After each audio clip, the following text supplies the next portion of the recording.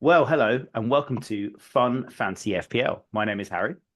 And I'm Stephen Berry, and as you guys can see and soon hear, we have a very special guest today on the podcast. And I do mean very special because in the 2019-20 season, Josh Bull, as he'll introduce himself in a second, didn't come top 10K, 1K, top 100 even. He won the lot. He is the FPL champion for 2019-2020. And I still think that deserves a round of Yeah. applause, even though it was 5 years ago. Oh, Thank you, thank you. We should have got you a trophy, Thanks for really. having me on. Yeah, no, thanks for coming on. We should have got you a trophy, really. My shit introduction will have to suffice, right, to say. But I actually met Josh at university, and we both did maths and philosophy. I said we both did maths and philosophy. I dropped the maths part when I realized I wasn't quite up to scratch on that one. And then, Josh, do you want to go from there? So you graduated from Southampton. What was your education background to that from there? Um, yeah, so I, as you say, maths and philosophy at Southampton. Then I went up to Durham. I did a master's in maths, so I went the other route to you. Um, yeah, and then moved to Oxford for a PhD in mathematical biology. If anyone's interested, so going down the spectrum of you know, pure philosophy stuff to like squishy things. And now I live very much at the squishy thing end of the spectrum and just spend my time trying to understand how like stuff works. Yeah. So, am I right in thinking that your mathematical based PhD from Oxford, just in case anyone missed that, is it basically like mathematical modeling to predict cancer and stuff like that? Is that fair? Yeah, Yeah. basically. Yeah. Yeah, so a lot of data analysis and a lot of like mathematical modeling for cancer. Cool. So for those people out there wondering what sort of brain you needed to win FPL, this is the education background. So guys, if you haven't got a PhD from Oxford to do mathematics, I, Yeah, I you're wouldn't doomed. hold much That's hope for it. you. I mean, it does In sort of kill fact, my hope because if there was a university degree on like Vibes Oxford, maybe I could have done that and this would propel me in FPL. But sadly, it's not a thing, unfortunately. I think if you're one of the million odd people who are currently above me this season, you might as well just resign now. Just like delete the account. Um, Yeah. Yeah. Well, actually, there was a confession there from you, Josh, before the podcast. We're going to talk in a bit more detail around that season, obviously, but um, actually, let's leap into that now. So, am I right? Would I be right in thinking that that season you didn't really look at quote unquote the football? Did you just do a complete? Did you have like Excels? Like, what was it? All a maths game? yeah, so actually the first game that I watched was at Christmas that season. Wow. Um, and that was just because I was like back staying with my family and that, and we had the football on. So, oh, great. Um, so it was the COVID year. Hmm. So once things came back after lockdown, and I was doing really well at FPL and very invested, I watched kind of a lot more matches. But yeah, my guilty secret really is that I know nothing about football. So I kind of just came at certainly when it comes to FPL. So we had like a family mini league, um, and for years I would make a team at the start of the season, forget about it, and then come bottom. Hmm. Um, and then I decided that year. So actually, it was procrastination while I was writing up my PhD. So it was me and my office mate sat in the office, late at night, trying to get some work done, and he's doing his FPL team. And I'm like, oh, great, maybe that's a good way that I can, waste a few minutes instead of doing the work Right. that I'm meant to. Um, so I kind of started getting into it, getting the hang of the rules and stuff. And I was like, right, next season, I'm gonna really like give it a go. Hmm. And I'm gonna try and beat my sister in our family mini league Hmm. because she's the one who actually knows stuff about football. So she used to play for like Ipswich Women, Crystal Palace Women. She Oh played wow. load at uni. Is actually like really, really knowledgeable. The Bulls have Um, got a lot of football stock here. This is a very strong family tree we're hearing here. well, Was this was is your what I was your love dad the about this Wolverhampton story. striker, Steve Bull? Is that his name? Is there some distant relation there? Yeah, 100%. Yeah, Mm. I miss my calling as a professional footballer. That's what happened. No, the irony is it's just my sister who knows everything about it. Hmm. And now everyone in the world is like, yeah, that Josh Bull guy, he knows a lot about football, doesn't he? And she absolutely hates it. It's hilarious. Yeah. Yeah, but I remember because I met you at a wedding for other friend Chris, and I think you were Were you top? I think you were top 100K at that point, but were you a bit higher than that, maybe? I guess the question I'm trying to ask is, Yeah. you obviously weren't first forever. When did you start thinking in the season, Man, what I'm to do? actually going to do this? I've actually got a very, very good chance of winning the whole thing. Yeah. So I think I remember that Christmas when I'd like gone back to Suffolk to see the family. Mm. And I remember sat in the pub with some mates, and I was like, "Look at this! I'm 189 in the world. So there's Okay, right. 189 at Christmas. Mm. So Christmas wasn't like terrible. Like, well, I mean, it was great. Like, I was loving that enough to Mm. like show it to all my friends in the pub who weren't that into fantasy football at all. Mm. Um, and then I think when the lockdowns started for COVID, so that was what, March. Yeah. I think I went into that was when I cracked the top 10. I think I Right. went into that as like 7 in the world. So that was great because I got to look at that for months. And I was like, yeah, top 10, Mm. got this nailed down. But there was a run probably around like game week. I don't know what it would have been. Like somewhere about 2/3 of the way through the season, maybe. And I was number Mm. one. And I was like 100 points clear or something. Oh God, And I right. was like, this is crazy. Like this is all going my way. This is brilliant. And then I just slowly lost that lead over the Right. rest of the season, and everyone else caught me up. And then like going into the last week, I think I was in like the top 3 or 4, but I wasn't number one going into Mm. the last week. Um, yeah, and then actually I should say for anyone who can't remember that season, there's a lot of controversy at the end Mm. because I actually finished second, and I was like, oh great, look, that's good, I'll take that. And then we didn't hear anything for like weeks, and then there was just an email from FPL that was like, congratulations, you've won. Um, and all sort of very out of the blue, very kind of a bit wild. Um, and I still, I mean, I put it all down to luck rather than skill getting up anywhere near there. So to Mm. my mind, having a bit of luck to be bumped up into first was just the same as having a bit of luck to get into the top 10 instead of Yeah. the top 100,000. So what happened to the other guy? Was it just like the points eventually got added up, or was he disqualified? I can't remember. No, he got disqualified. Yeah, and I don't think they ever officially said why. I think there was I sort rumors of he had more than one heard account, things I think, from unofficially. memory. Yeah, Was I think there's a few rumors going around, and I don't know which is true, and I don't don't want to spread rumors on a podcast Yeah. or anything. So like I don't know, and like nobody from FPL ever said to me this is why it was. So yeah, I it's a think bit. you vastly overestimate the reach of this podcast, but Hey, you never know. Yeah. The internet and your voices will live forever. So. Yeah. So that season, I actually had my best ever season as well. Finished top 7K. But the my friends called it my Leicester season. So do you think that that was your Leicester season? Do you think you could ever get close? I mean, obviously winning the thing, like most people will never ever do that, obviously. But do you think you will ever get that invested again and look to try and get in that top place again, or is it just you did it Yeah, once? I would love to do it. I think the um the slightly sad thing is once you've done it, the Mm. Yeah. investment in it, like I did spend a lot of time playing FPL that season, like Yeah. so much time, considering you can make like one decision a week. I spent way too much time thinking about it. And sorry Um, to interrupt. and I think What putting was that that? What sort of was effort that in does work pay you off. would? Yeah. Sorry, what was that work you were doing? What's what stats were you looking at? Would you think you were looking at stats that were different to what everyone else looks at? Shots in the box, everything like that, or did you have your own sort of algorithm? Do you know the really guilty thing about that as well? Because everyone's like, "Oh, Oxford mathematician wins FPL." Like, great, Yeah. there must be maths involved. Right? And like there was. I looked at a lot of stats, but most of them weren't mine. Right. So there's so many people who have like great models of great models of FPL, um, and like sort of predicted points and like based on their sort of XG and things like that. Mm. And I would basically just look at everyone else's and be like, oh, well, everyone really rates this guy this week. Maybe I should get them.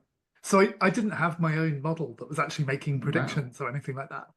I was just kind of like doing a bit of a bird's eye view of lots of stats, which is probably like it's probably a better way of thinking about statistics in general. Like a more rigorous way would be to what they call ensemble forecasting, right? So instead of having an FPL model, you might have 100 FPL models that all look at different stats and different assumptions, and then you sort of look at the aggregate of that. And if your one model that you really like says, yeah, Connor Chaplin's going to score a hat trick this week, and every other model says, who's Connor Chaplin? Then you probably go like, okay, I won't do that, That was about to be my question. I've no idea who Connor Chaplin is. Unbelievable.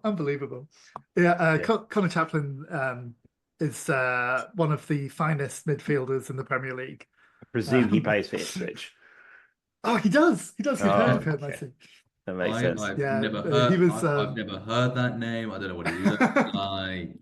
Yeah, okay. No, he's not played a lot in the Premier League. So he Right. was our sort of big signing in League One 2 seasons ago, Okay. and sort of absolutely tore up League One, and then and did a pretty stellar job in the Championship as well, to be honest. Yeah. But yeah, we're in a sad position. It's a great time to be an Ipswich fan, or well, maybe not specifically today after the Man City match, but in general, it's a great time to be a Ipswich fan. But we are slowly, there's all these sort of cult players that we love who are just not really good enough for the Premier League, and are slowly sort of, we do have a slightly, well, I'm not sure if they actually listen to it, but I play football with a bunch of Ipswich fans, and often post the pod and promote it on that WhatsApp group, and have been relatively kind to Ipswich fans until they beat Spurs at my place. To which one of them sent me a DM across this football chat, stick that in your podcast. So now I'm fully anti Ipswich, and the whole thing. No, but I do like it. I do like a lot. It's going to be even more embarrassing in a couple of weeks' time when we beat you again. That's going to be yeah. I mean, I can see that happening, to be honest. Maybe not. We're so dire. We're so dire, honestly, man. I had a nap actually on the Sunday. And I woke up and we were 3-0 down. I was like, I'm not surprised. Not surprised. Stadium at the time, or was that? What was that, sorry? Were you in the stadium at the time? No, I wasn't at the time. No. But if I'd been in the stadium, I would have said, I've been telling you about Njai for ages. Yeah. I did notice that. But yeah, I mean, yeah, we're absolutely atrocious. But anyway, back to FPL. Yeah, so I guess because you have absolutely, as you said, done it, the motivation to put in the time and the effort. But do you think it really requires that level of time and dedication, or could you? I mean, obviously, you could get lucky every game week and go to the top, right? But is there a point where the amount of time you commit to it, there is a diminishing return, right? Does that point exist? Do you know where it is? Yeah, I mean, so FPL is a funny game when it comes to this, because people always say, is it luck or is it skill?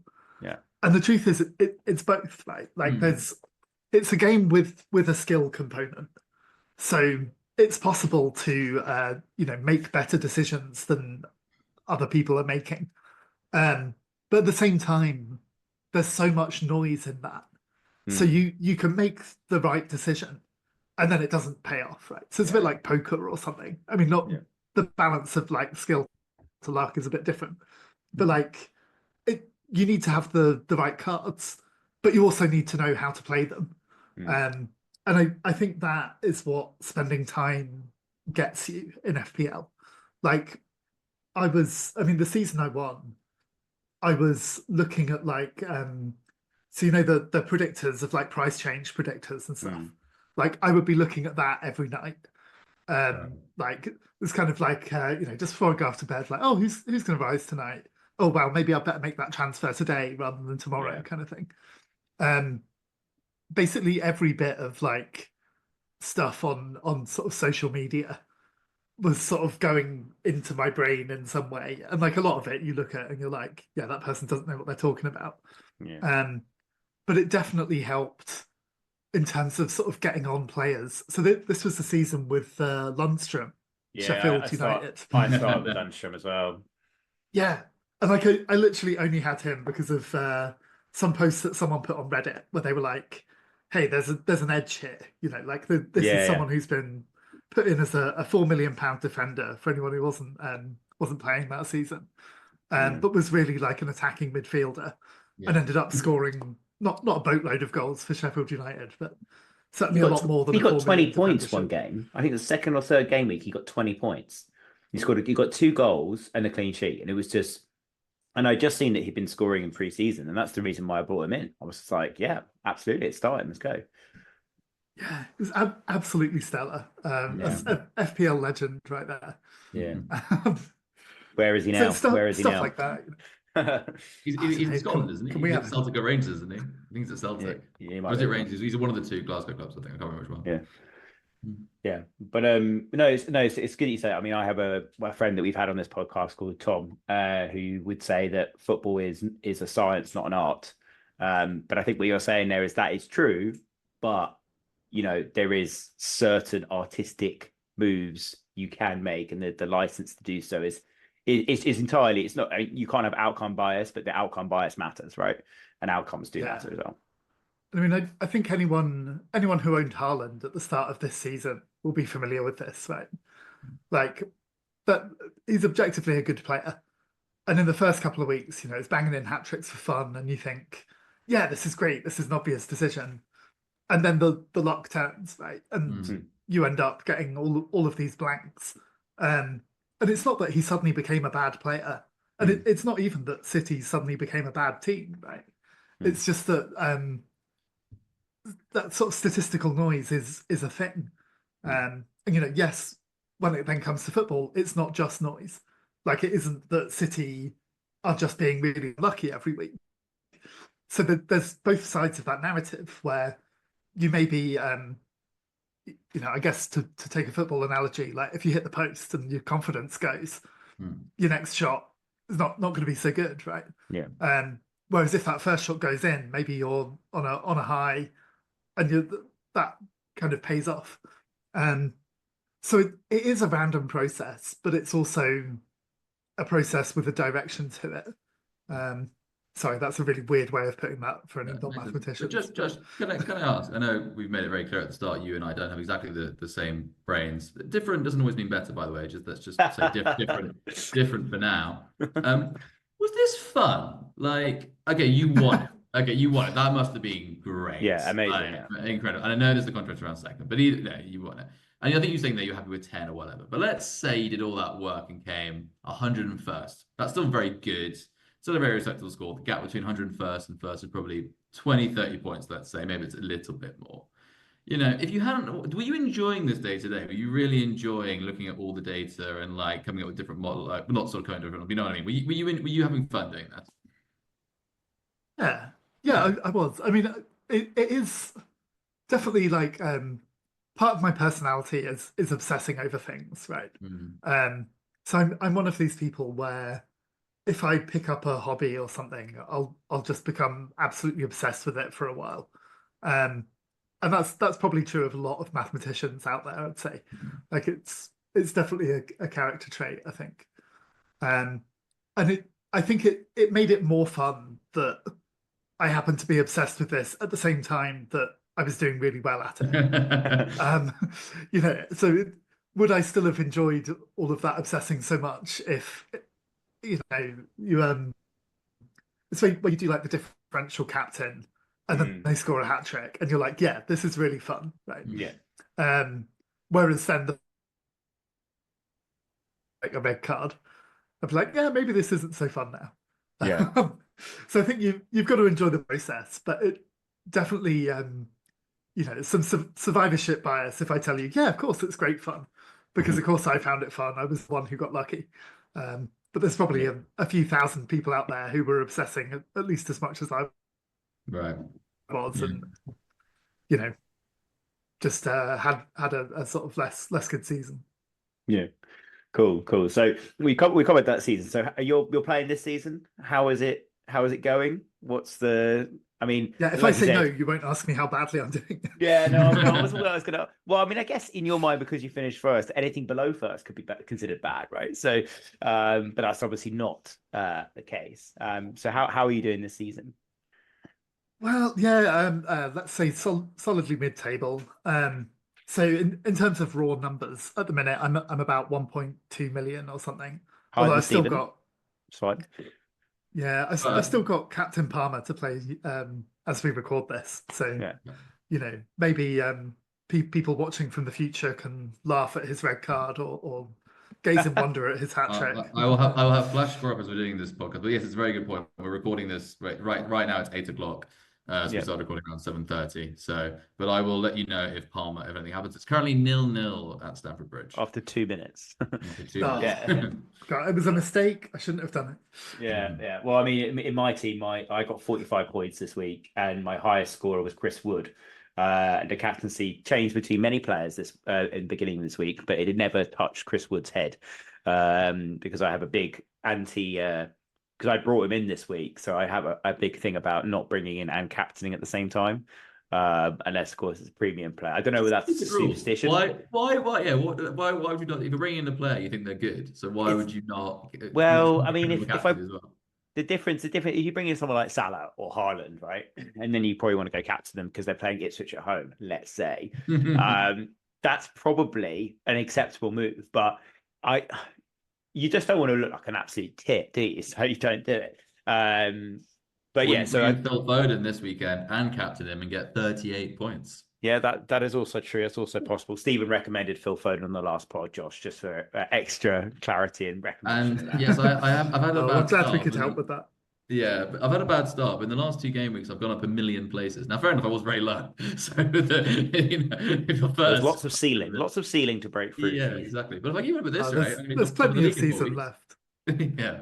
Yeah. Well, I was going to say halfway through the season, and it's Stephen's making his break for the title. But yeah, so holding back my best until the very end. That's the way to do it. So part of this podcast, Josh, is we've tried to be. I mean, there's loads of analytical podcasts out there. And we've tried to be slightly differential in terms of just offering mad shouts from within Stephen's brain, which is often a very strange and wonderful place to go to. But also within my brain, equally strange, equally wonderful. So what would you say, like some shouts that you've tried to go with this season that either haven't worked or shouts that have worked, people you think should do better that haven't? I mean, I think Isaac is massively outperforming his XG, for example, and there's loads of other players in there that are doing similar the other way. Chris Wood. God, he hates Chris Wood. The entire Ipswich team. You can say the entire Ipswich team. I'm just not sure whether I believe you. So, I mean, in terms of wild shouts, so I mean, obviously, I mean, I'm an Ipswich fan, and this being our first season up in the Prem for a little while, I've just been enjoying having our players. So I've been maybe a little bit too faithful to some of the Ipswich greats. You started the season with 3 Ipswich players, I believe. Yes. Yeah. So and Davis and Delap are still in my team. But I have to admit, poor old Leif Davis has been ending up on the bench more often than not recently. So yeah, he didn't make it on against Man City for better or for worse. Yeah. Maybe if I'd have played him, would have done better. That's maybe how these things happen. Yeah, that -2 that I'm sure he got, probably not. I don't know what he actually scored this week. He did get -1, I think. -1. Oh god. Yeah. I mean, it's difficult because I'm a Spurs fan, but obviously I used to do the level of disappointment that we receive. So I don't own any Spurs players, and I think I've only one periodically through the season. That was Brendan Johnson.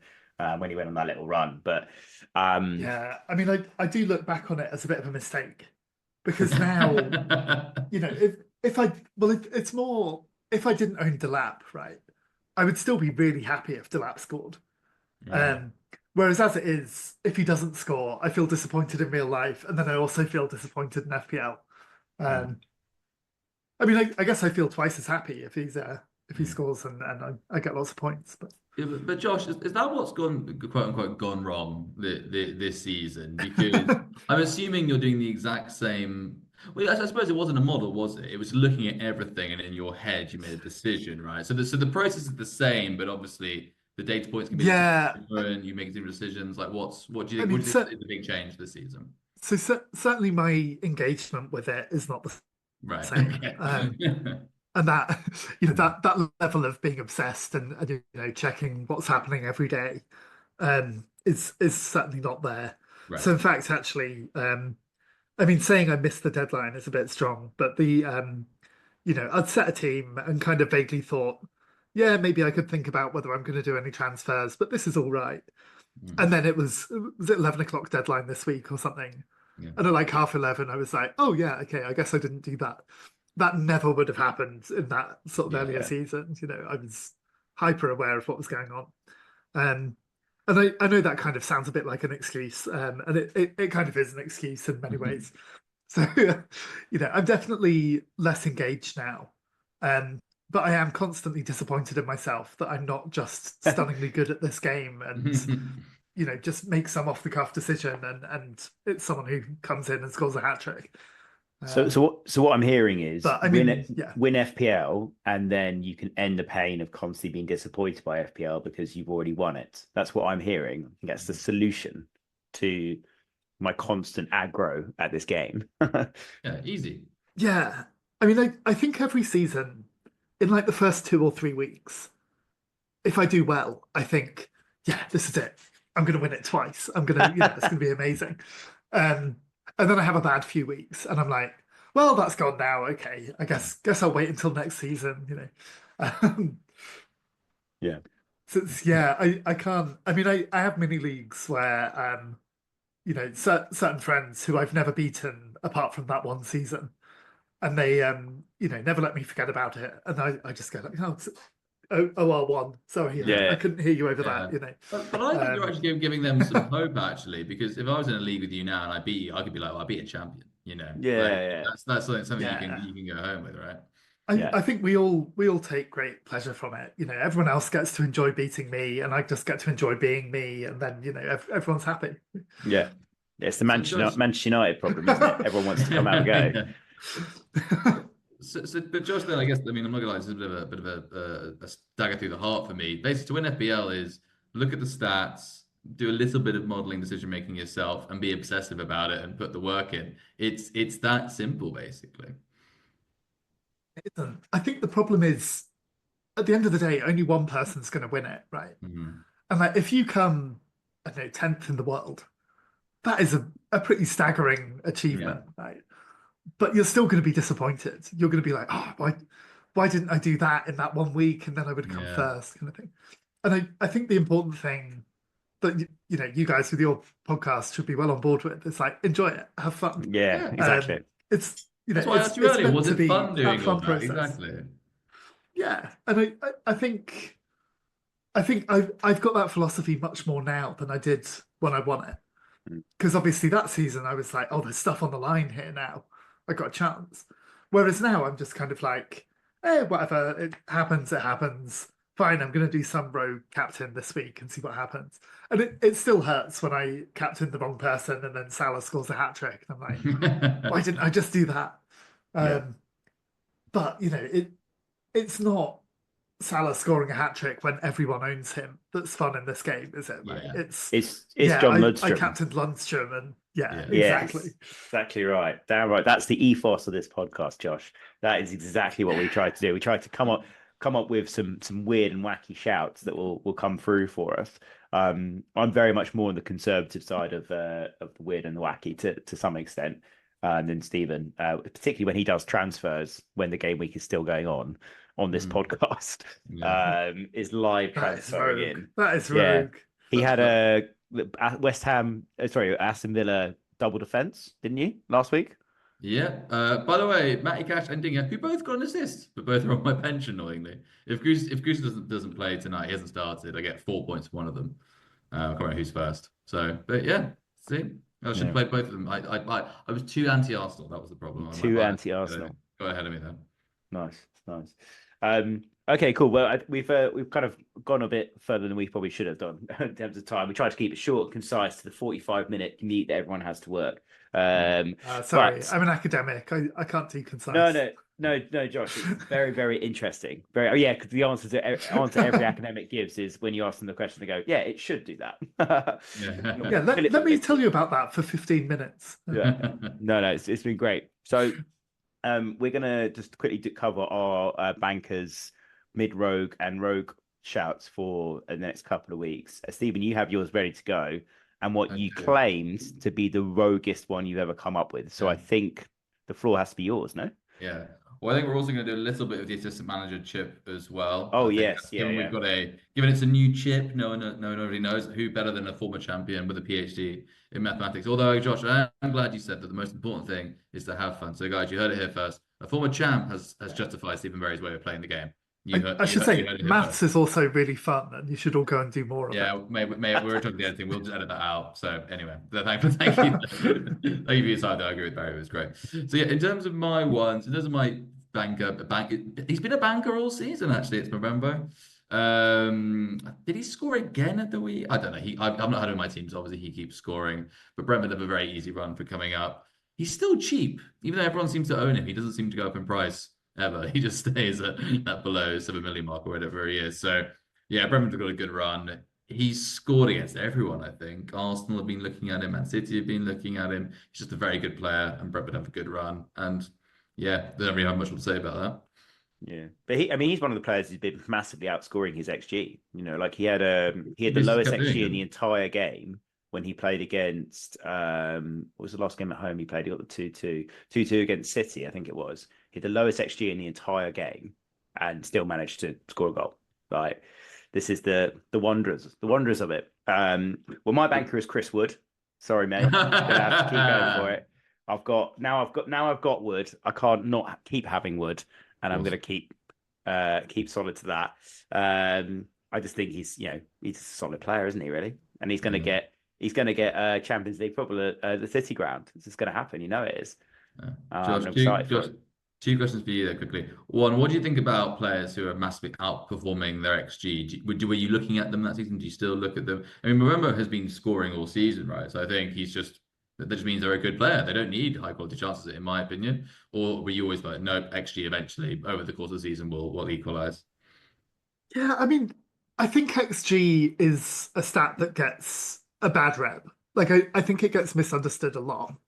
Um, it's possible to have really low XG because you're an amazing striker, but nobody, your midfield was terrible and you just never got the ball in that match. But every time you kick the ball, you score a goal. Like there are people like that out there, or not quite people like that is what I want to say, but like there are plenty of situations where XG doesn't tell the whole story, and I think that's where the sort of eye test, as people like to say, of just saying like, well, they look like they've got it. Like it's a stat, it's useful, but it's not the be all and end all. Okay. And then who would you say is your shout until the end of the season, or even the next game? But who's a player that you think is a must have in any team? If you can try to avoid saying Salah, that would be helpful. Yeah, I mean, so I'm possibly still fairly obvious in that he's playing Ipswich, but I'm going to give a shout out to Diogo Jota, who I just think is a stellar FPL asset. Obviously, there's always the question of, is he going to play? Is he injured?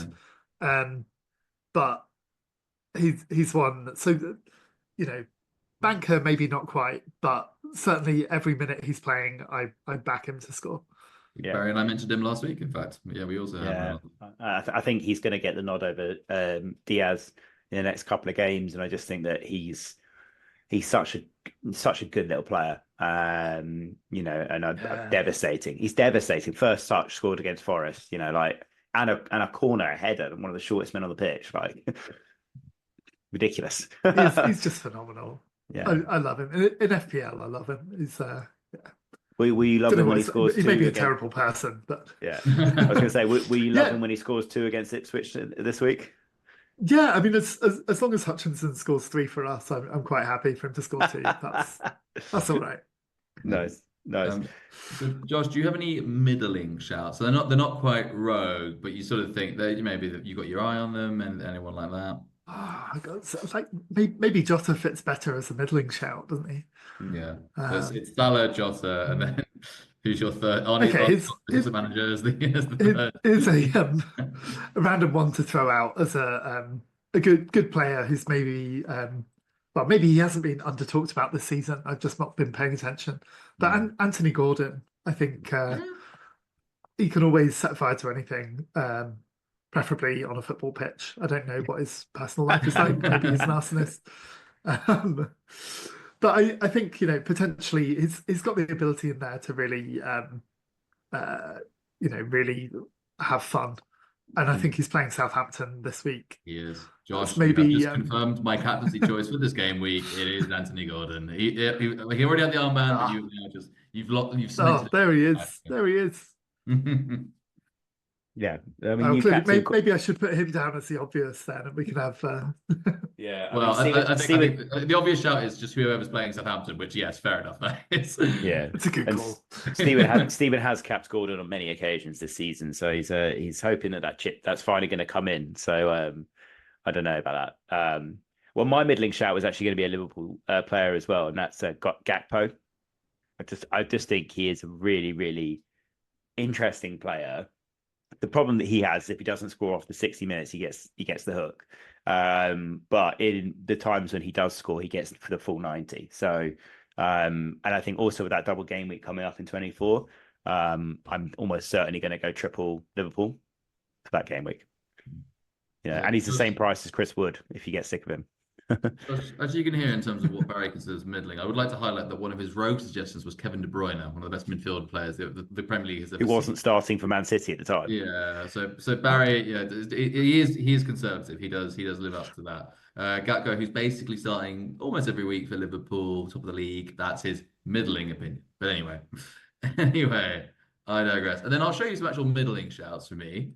It's a bit of a cop-out because I'm thinking Everton defence. So they've obviously got the double game week coming up. One of the games is Liverpool, not great, but the other one's Leicester. Leicester haven't scored, I think 5 yet. I don't know. Either way, they're just not doing that well. They have Brighton away next, which isn't brilliant. But then they've got Palace, they've got Man U, and I think there's still a little bit of Dyson in there about them. And Moyes is not exactly the most forward-thinking manager. I think these are games where they're going to shut up shop. Again, I'm not going to predict 5 clean sheets across those matches, but I think they're probably going to get 2 out of the 4, maybe 3 out of 4 if we're lucky. So I'd say any of the other defenders, Branthwaite, Young, Tarkowski, does he still play for them? Isn't Ashley Young still at the 5th top goal scorer in defenders or something in the game? He's done an incredible point scorer. You mean, Stephen? Yeah, point scorer. Yeah. Wow. So yeah, I guess Ashley Young, but any of the other starting defenders would be good. But then I will leave that on to my actual rogue shout. And this guy has all the assets of a rogue shout that I love. He is 0.1% owned on the game. He is a player who is tearing it up in the championship, which I always love. Even more so if it's for a northeastern team, which this man has ticked the box with, and that is none other than the Spurs defender, DJ Spence. He is my rogue shout. And let me explain. First of all, Leicester. They have Leicester next. You can't score. Leicester at home. I know it's Dr. Tottenham, but anyway, Leicester at home next. They then have Brentford away. Again, okay, he'll concede in that game. But Man U at home. That's probably a game that Spurs are going to win. And, at times Spurs do, whether under hand instructions or not, have a bit of a tactical 1-0, 2-0. I just saw against Liverpool in the League Cup. And then they have Ipswich away. So that's not bad 4 games week, 4 games in a row, I would say. He gets forward. He's a good attacking fullback. And yeah. I mean, I'm a bit speechless, I'll be honest. We're going to concede in every single one of those games. I guarantee you. We will concede. We might win 1 or 2. I think probably we'll beat United and we'll maybe beat Leicester, but I wouldn't be confident in going to Ipswich and winning. Brentford have probably the best home record in the season in the league at home. And then we've got City at home, Bournemouth at home, we lose that one. Fulham away, we lose that one. Honestly, I'm just praying for 40 points at this point. Like,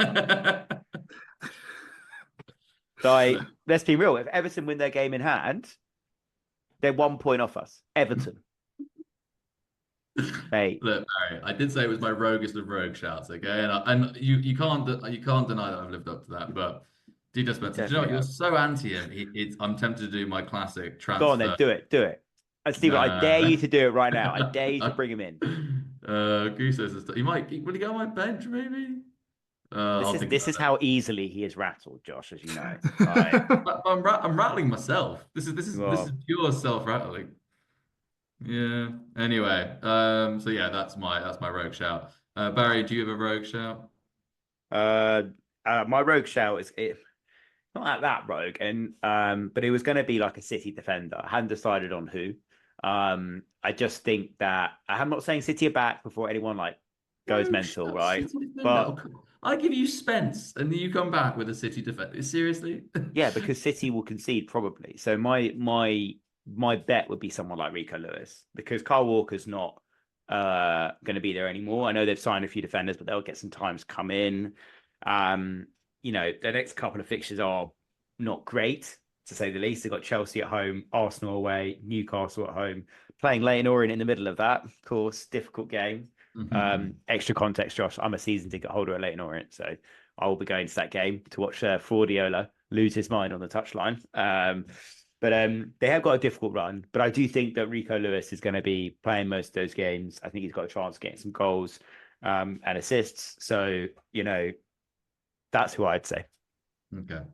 All right, Josh, have you got any rogue shouts at the end of the season? Yeah, I've got a rogue shout who's even less owned than Jed Spence. Wow. Currently listed, I've just had a look at this, 0.0% Wow. TSB right now. And I've got to pick an Ipswich player at some point, right? So my rogue shout at 0% ownership for the rest of the season is Jaden Philogene. Who? So the guy you just signed from Aston Villa. we just signed him from Villa. So and the story here is that he was having a great time in the championship last season, right? And we wanted to buy him as part of our championship dream team that we've assembled in the Prem. And unfortunately, Villa had matching rights because he came through their academy, and so Villa bought him and have just sat him on the bench for the first half of this season. So he's got something to prove at the minute. He's got something to prove. And who does he play? Yes, we've got Liverpool this week. Then we've got Southampton. He's guaranteed a hat trick in that game. Absolutely nailed on for that hat trick. And then who does he play? Villa. He's got a point to prove. He's going to be coming in his second hat trick in just 3 Premier League starts that he'll have by that point. He's only going to score 2 against Liverpool, I think. So we'll let him off the hook for that. But no, seriously, I think from what I've seen of him, he looks absolutely class, and I think he's pretty guaranteed a starting spot in our team. Where does he play? Sorry, is he a winger, central midfielder? Like right winger, isn't he? Like attacking winger? Yeah, I think left, but I'm not entirely sure on that. Could be. Because I think so. We've now got so between Philogene, Delap, and Damari Hutchinson, we've got a solid chunk of the England under-21 side going on up the front there. And I think we are, without wanting to turn this into an Ipswich podcast, we've been a very attacking team up until this season, where a lot of our attacking players are injured. So what Kieran McKenna loves to do is like change all of the attackers at once and keep everything fresh. And we've just not had the players to be able to do it. But as we're getting players back from injury now, I think we're going to see a lot more coming out of our attackers, coming out of our front four. They'll probably only get 60 minutes, but there'll be a hell of a lot more on it in those 60 minutes. So I can see Philogene coming in and being brilliant. Better. There's some Ipswich optimism for you. Yeah, no, good to see. I'm just checking because there has been a goal at Stamford Bridge, and it is Tosin Abara. I can't say his name. That one, the one they bought from Fulham. Reece James assist. Another. He's got a goal and assist now. An assist this game and a goal in the previous game. Yeah. Is Reece James a must-have, Stephen? Is he going to be in your team? If he wasn't made of glass, I mean, he's the closest fullback I've seen to Ashley Cole. He's just an incredible player, but his injury record is obviously shocking. So, if you said to me he's not going to get injured until the end of the season, I would say yes. But that is a confirmation that not anybody can make. Yeah, Cool. for sure. So not getting your Cole Palmer captaincy off to the best start, but He's saving the hat trick for the second half. of course. Okay, Hopefully cool. we'll Well, be Nobody ever interested scores to one. visit. It's always a hat trick. but anyway, before we wrap it up, Josh, any other final comments on Hmm. the assistant manager or anything else in FPL that you want to say outside of course, have fun, be amazing, and all that rest of it? Oh no, I mean that's pretty much it. Other than Leif Davis will play for England, just maybe Okay. not this year. Okay. When he signed for Liverpool, then he might be playing for England. Yeah, exactly. Yeah. Well, once that's the way it goes. Once people are no longer playing for us, then they stand a chance. Right. Well, Yeah. I think Liam Delap. I think Liam Delap could play for you. I think I play for England like easily in this March period, international break. I think it'd be a solid pick. Yeah, honestly, I'd love to see that pick. That is so much fun to watch. Yeah, very old school. Cool. Right. Well, we'll wrap it up for this week. Thank you very much for your time, Josh. Really appreciate it. Yeah, thanks for having me on. It's That was great. been great chatting. Yeah, it's good. So good luck for the rest of the season. Hopefully you can beat your sister in that mini league at least. That's the important thing. I think I am still above her at the minute. So. Oh, God, that's gonna sting. Nobody can check. Yeah, I'm miles ahead. Yeah. Miles ahead. Nice. Yeah, good. Cool. Well, we've been Fun Fantasy FPL. Remember, play it your way. Thanks to our producer Rita for organising this rabble, and thanks for sticking with us in this slightly longer podcast. Hope you've enjoyed it, and we'll speak to you next week. Thank you.